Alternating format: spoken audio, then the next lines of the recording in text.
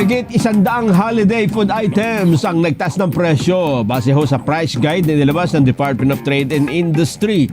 Sakop ng nasabing price guide ang mga shelf-keeping units gaya ng habon, queso de bola, fruit cocktail, cheese, all-purpose cream, mayonnaise, pasta at spaghetti sauce.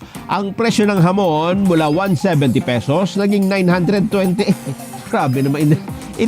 170 lang, naging 928. Depende sa laki. Ayun. So, may mas mura, may mas mahal. Ang queso de bola, mula 210 pesos hanggang 445.